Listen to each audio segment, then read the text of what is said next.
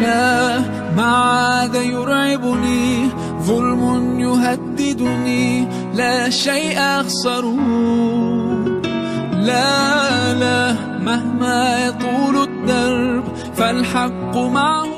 Syekh Abdul Qadir Al-Jilani.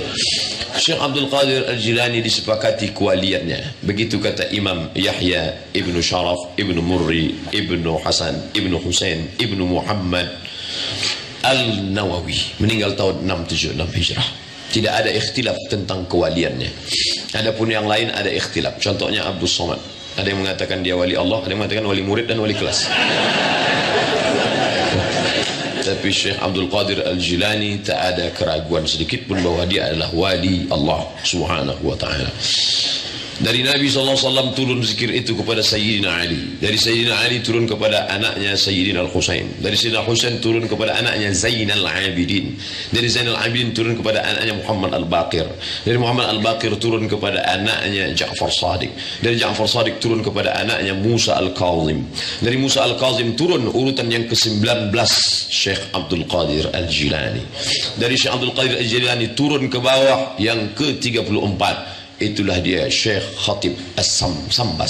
Dari Syekh Khatib As-Sambas turun kepada turun kepada Syekh Talha. Dari Syekh Talha turun kepada Muhammad Al-Mubarak. Kemudian turun kepada Pangirsa Abah Anam Tajul Khalwati. Lalu kemudian Syekh Sahibul Wafa, Sahibul Abah Anam. Lalu kemudian turun kepada Kiai Pangirsa Uwa, Kiai Haji Zainal Abidin Bazlul Ashhur. Bersilsilah keilmuan dari Syekh Abdul Qadir Al-Jilani. Jadi kalau nanti dibaca ila Syekh Abdul Qadir Al-Jilani Al-Fatihah, kenapa mama, kenapa papa, kenapa baca Abdul Qadir Al-Jilani? Pokoknya dari dulu sudah begitu, jangan tanya-tanya. Karena nasab silsilah keilmuan kita sampai kepada mereka. 34, 35, 36, 37, 38. Ada silsilah. Hadis juga begitu. Kamu ambil ini dari mana? Dari Imam Al-Bukhari. Imam Al-Bukhari meninggal 256. Mungkinkah dia berjumpa dengan Nabi SAW? Tidak mungkin. Kalau gitu dia ambil dari mimpi. Ini bukan porkas. Ini bukan togel. Ini bersanad. Ini dia ambil dari siapa? Imam Al-Bukhari mengambil dari gurunya Abdullah bin Maslamah. Abdullah bin Maslamah mengambil dari gurunya Malik bin Anas. Malik bin Anas mengambil dari gurunya Abu Zinad. Abu Zinad mengambil dari gurunya Abdurrahman ibn Hurmuz Al-A'raj. Al-A'raj mengambil dari gurunya Abu Hurairah Abdurrahman bin Sakhar Ad-Dusi. Abdurrahman bin Sakhar Ad-Dusi Abu Hurairah mengambil dari gurunya Sayyidina wa Maulana Muhammad sallallahu alaihi wasallam. Dalam qiraat Warsh, qiraat Hafs, qiraat Qumbul, qiraat Ibnu Katsir ada silsilah nasab keilmuan. Dalam hadis juga ada. Dalam tafsir, buka tafsir Imam At-Tabari, Abu Ja'far Ibn Jarir At-Tabari menulis tafsir bersanad an fulan. Maka dalam tariqat juga begitu, bersambung nasab silsilah dari Kiai Haji Zainal Abidin Bazul Ashhab sampai kepada Syekh Abdul Qadir Al-Jilani sampai kepada Nabi Muhammad sallallahu alaihi wasallam. Sekarang orang tidak belajar pakai sanad lagi. Ada 3 yang tidak ada dalam agama lain. Yang pertama sanad, yang kedua nasab, yang ketiga i'rab. Nasab harus dihafal. Makanya kalau kuliah di Azhar harus ada 4 nasab. Abdul Somad bin Bakhtiar bin Yahya bin Ahmad Shah. Untung Azhar cuma nanya 4. Kalau dia tanya 5, saya nggak tahu yang kelima. Tapi Nabi Muhammad SAW menghafal itu. Muhammad bin Abdullah bin Abdul Muttalib bin Hashim bin Abdi Manaf bin Qusay, keturunan Lu'aifir Kilab, cucu cici dari Adnan, anak cucu cicit keturunan daripada Ismail, anak kandung Ibrahim alaihissalam. Nasab harus kita jaga. Sekarang ada orang tak bernasab. Kamu di mana? Bayi tabung. Tidak usah ditulis bin botol. Yang pertama nasab, yang kedua i'rab. I'rab itu hanya ada dalam bahasa Arab. Ra'aitu Muhammadan, ja'a Muhammadun, marartu bi Muhammadin. Itu tidak ada dalam bahasa Inggris. Belum pernah orang ngomong bahasa Inggris I see Muhammadan, I'm walking with Muhammadin. Tidak ada. This is Muhammadun. Tak ada. Nah, belum pernah lagi. This is Amerika. Ka nasab wa ala fatu nasbihi fathatun zahiratun fi akhirih. Itu hanya ada dalam bahasa Arab. Nasab, i'rab hanya ada dalam bahasa Arab. Tiba-tiba ada seorang pergi ke hotel. Sampai di hotel, maaf, dia lihat ada perempuan pakai baju yang tidak syar'i, tidak islami, tidak sesuai tuntunan Islam. Terbuka bajunya di belakang. Lalu anak pesantren ini komen, apa kata dia? Menurut hemat saya, itu ibu itu pasti guru bahasa Arab. Loh, kok kamu tahu dia guru bahasa Arab? Dari mana? Wa alamatu nasbiha fathatun zahiratun fi akhiriha.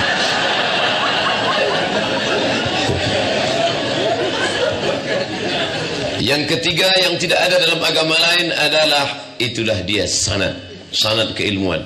Makanya tadi kamu dapat zikirnya dari mana? Langsung ditalkinkan oleh wakil talqin. Wakil talqin mengambilnya dari mana? Dari guru tuan syekh sampai ke atas. Sekarang orang belajar tidak lagi pakai sanad. Kamu dari mana? Saya langsung ke Nabi. Loh, jarak kamu dengan Nabi kan jauh, kok bisa? Saya Google Nabi. Bisa.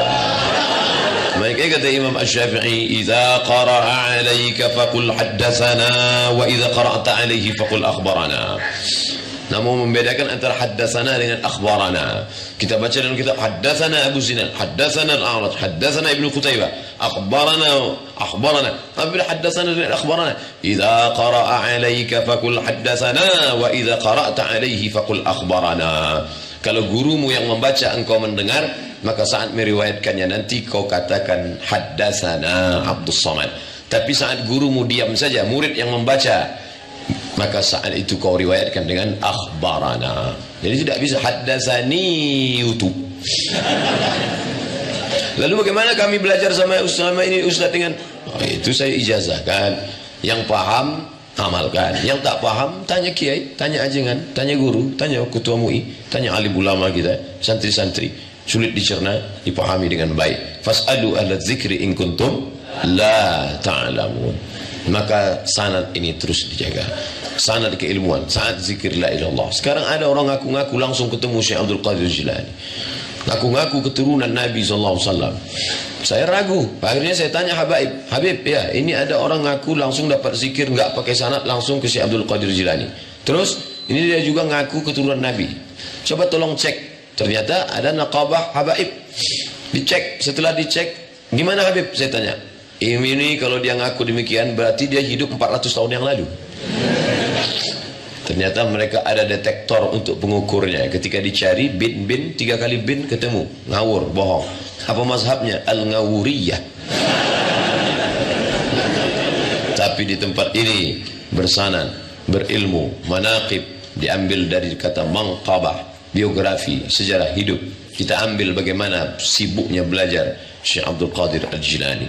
Suatu ketika dia sedang berzikir di Masjid Baghdad, Irak, maka datanglah suara ke telinganya, "Hai Abdul Qadir Jilani, berhentilah engkau berzikir, karena semua dosamu sudah kuampunkan dan kau sudah masuk surga." Syekh Abdul Qadir Al-Jilani langsung meniup ke sebelah kiri dengan baca ta'awuz, "A'udzu bikalimatillahi tammati min kulli syaitani wa hammati wa min kulli 'ainil lammah."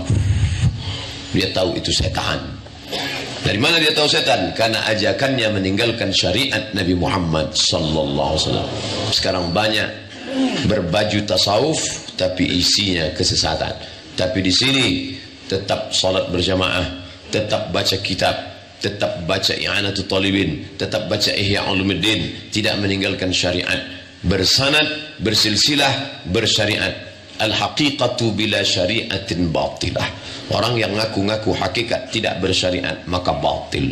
Betapa banyak sekarang ngaku tidak lagi sholat. Kenapa kamu tidak sholat? Kalau kamu makan pisang kulitnya dimakan enggak? Enggak, buahnya aja. Gitu juga syariat itu campakkan. Yang penting isinya aja. Muridnya yang memang malas sholat betul juga ini. Meninggalkan syariat. Tapi Abah Anom, pangersa Abah tidak meninggalkan syariat, pangersa Uwa tidak meninggalkan syariat. Sampai hari ini dari mulai sholat maghrib, Ustadz tadi sudah sampai maghrib, sudah. Kok Ustadz maghrib isya nggak ada? Jangan-jangan sholat batin juga ini. Saya tetap sholat di atas. Bapak Ibu yang dimuliakan Allah Subhanahu Wa Taala, maka kita selamatkan syariat Islam ini dengan orang-orang yang senjalan antara syariat, hakikat, tarikat, ma'rifat. Dan itu ada di sini. Ini akan menjadi benteng-benteng ahli sunnah wal jamaah. Satu sisi kita berhadapan dengan orang-orang yang menolak ini, tidak percaya sama sekali.